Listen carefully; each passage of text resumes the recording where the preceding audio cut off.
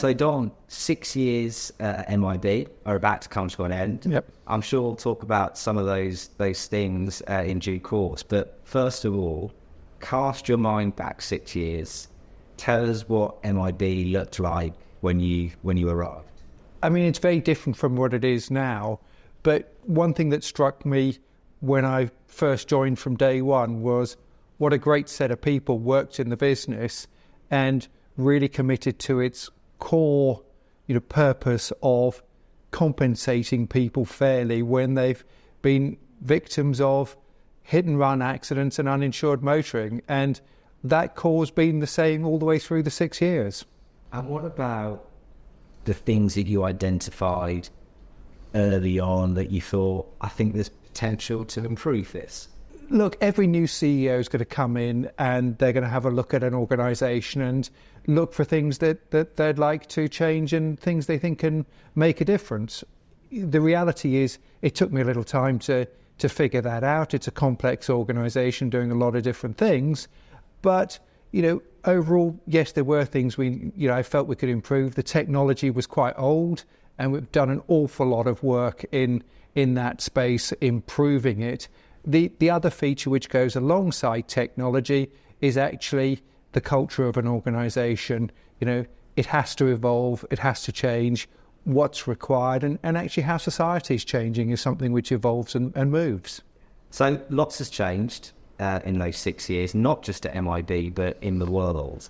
Of all the things that have been achieved, what are you most proud of? I mean, for me, really, it's that core. It's the compensating the victims. During the time I've been here, we've compensated 200,000 innocent victims. We've spent £2 billion doing that, and in all of that, we've modernised the claim systems, and we are handling those claims, in my view, better than we've ever done. And crucially, the number of outstanding claims are at almost record lows. So really credit to the claims team who've delivered that. So you mentioned there about compensating victims and the work that we've done has been so successful in that space. Obviously, another part of our remit is getting uninsured drivers off the road and making roads safer. What have we done there that you're proud about? Yeah, it's an evolving challenge, making sure that people are both insured and, crucially, when they have an accident, they stop at the side of the road and they give the other people the insurance details they've got. One of the crucial things we implemented in 2020 was called Operation Tutelage. This is where we work really closely with the police and other agencies in terms of how we proactively contact people when we know they haven't got insurance by looking at the databases. And in doing that, we've absolutely driven an increased take-up of insurance.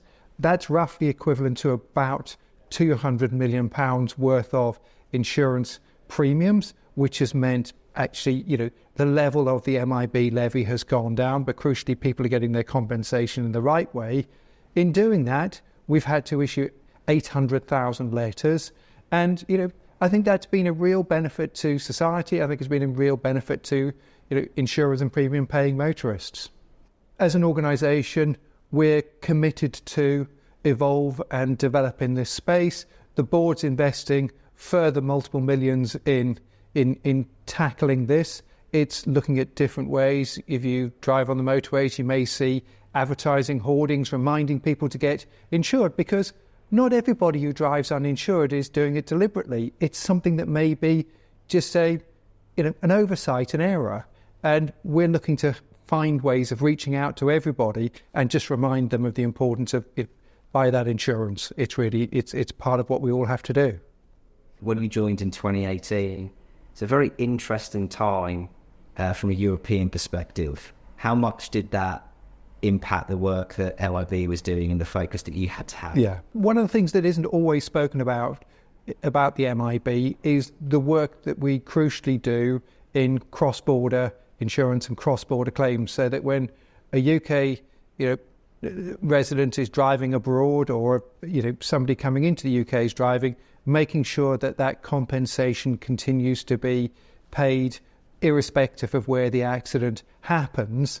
And it's fair to say Brexit produced a few challenges for us, because a lot of this stuff was all governed by our membership of the European Union, and of course that fell away. And the team and myself had to do an awful lot of work in the early days, in terms of, look, what would we have to do if everyone had to carry bits of green paper with their insurance details when they travelled abroad, and making sure that compensation continued to be paid. I'm really pleased that we were successful in persuading our European friends that you didn't need to have paper copies of your green card documentation. And crucially, we had to negotiate, and still do have, 30 bilateral agreements with EEA countries to make sure that there's that reciprocal arrangement that if a UK resident has an accident in one of those countries, there's a route to compensation.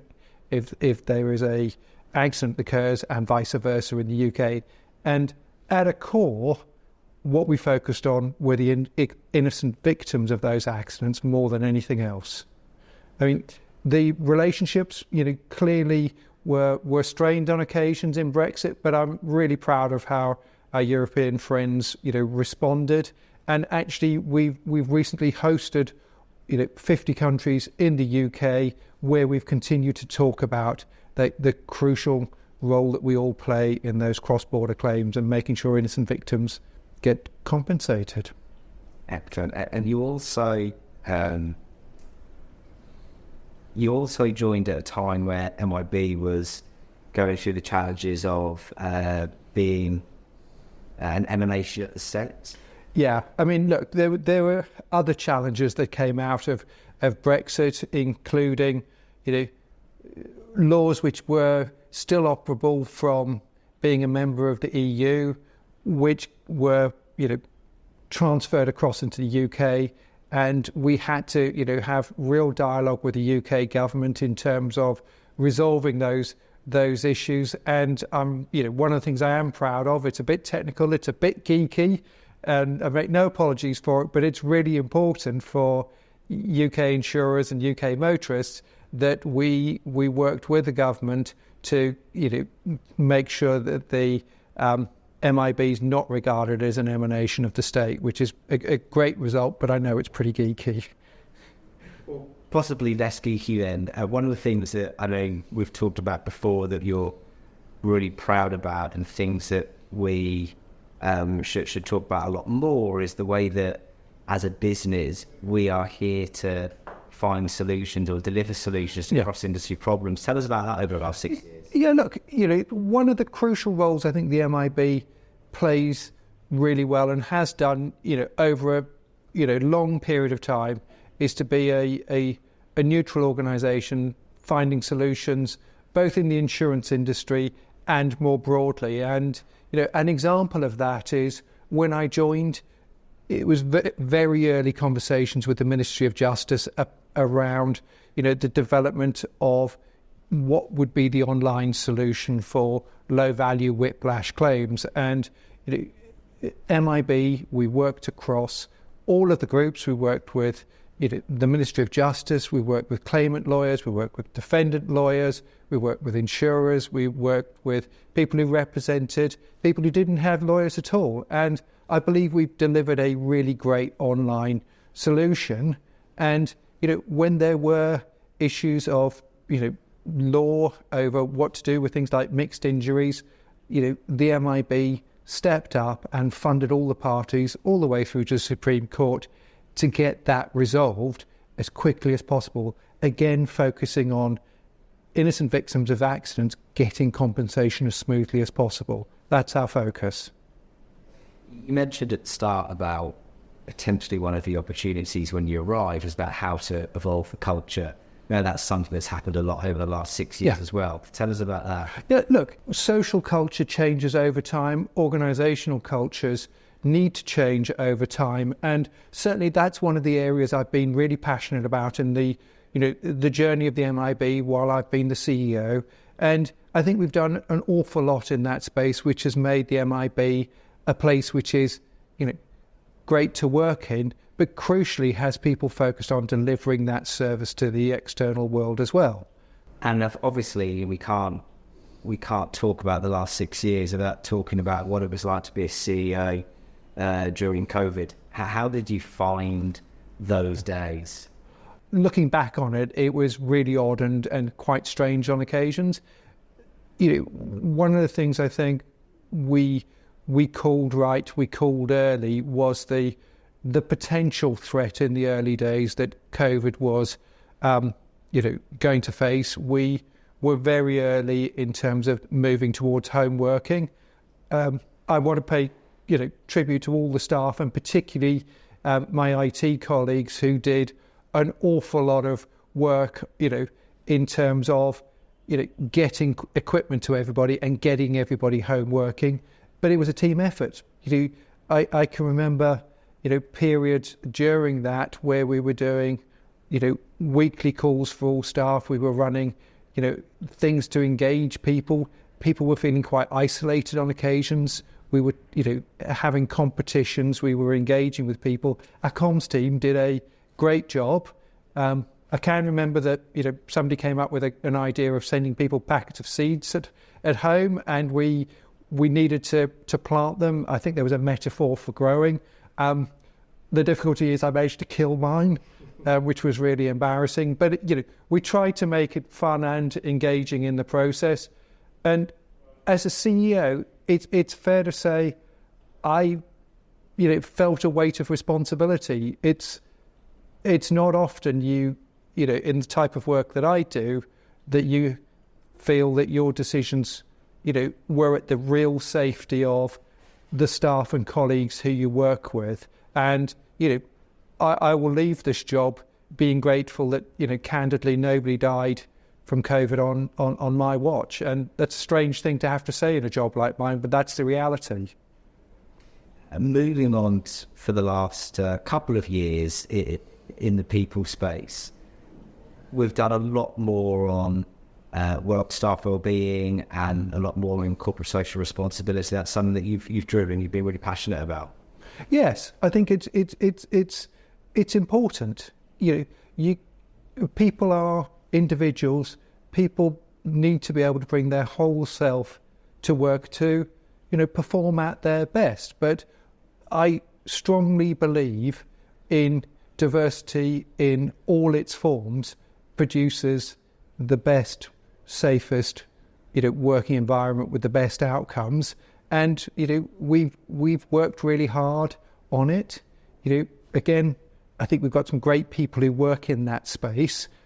They help me. As a CEO, I've never pretended to be the expert on everything. And, I, again, pay tribute to that team in terms of absolutely, evolving and changing how we work together as a team to deliver what we need to deliver. So, loads of things that we've talked about over the last 6 years, and obviously Angus is taking on the mantle, big shoes to fill. What advice would you give him? One of the advantages of having a new CEO is having a new set of eyes coming in. I'm not sure there's anything I can, give to Angus as direct advice. I've known Angus for a number of years. He knows the MIB. I'm, super passionate about him joining. I think he's a great hire. I have no doubt that he will evolve and change the MIB to go from strength to strength. I'm really open. There's things I'm good at. There's things I'm not good at. And I absolutely believe Angus is going to, change and make the organisation better. I am, working as a special advisor to the chairman until the end of the year. And my role there is absolutely to support, Mike as the chair and Angus as the CEO, as much as little as they need me over that period of time. But I've got real confidence in him. I think he's going to be great for the organisation. You may look at a few things and say, why on earth did Dom do that? I'm changing that. Yeah, look, I think there's an inevitability that someone with fresh eyes will come in and will give some challenge. And I think that's absolutely positive. Brilliant. You just touched on there about what the next few months will look like to the end of the year in terms of being an advisor to the chair and to Angus when they need it. Have you thought beyond then? What's next? No, look, I sat down with Mike and the board 2 years ago, and we agreed a way of recruiting a new CEO, which I've been absolutely a big part of doing. I'm really committed to do the job right to the end. I'm going to take some time over the next few months to figure out what I do going forward. I like to have some time to think stuff through like this, and it'll be quite nice to have a break, but it also depends on how much that Mike and Angus want me to do. Good. Okay, so finally then, what would your message to staff be? What would your message to the market be? Well, the first people I talk to are actually the people who've been a victim of hit and run accidents and uninsured, motorists, causing them injuries or damage that wasn't their fault. Please remember the MIB. It's been set up to compensate and make sure that that's taken care of. In terms of the insurance market, look, I think the MIB's a bit like your IT department. You don't come in the morning and think, oh, my computer's turned on all right. I'll phone the IT team and say thank you to them. But spare a thought every so often to the folks at the MIB who are making sure that all of this work is carried on, and every so often just give them a nod and say perhaps thank you. In terms of the staff, look, I'm in huge admiration for what you do. I think you do a great job, but remember, all organisations have to change and evolve, and it's really important that the MIB changes. That involves personal change on occasions for people within an organisation, and if it continues the way it has been. The MIB's been around for 75 years. I'm sure it can be around and be relevant for a lot more years to come. Excellent. Dom, on behalf of everyone at MIB, thank you for the last 6 years and good luck in your next venture. That's great. Thank you.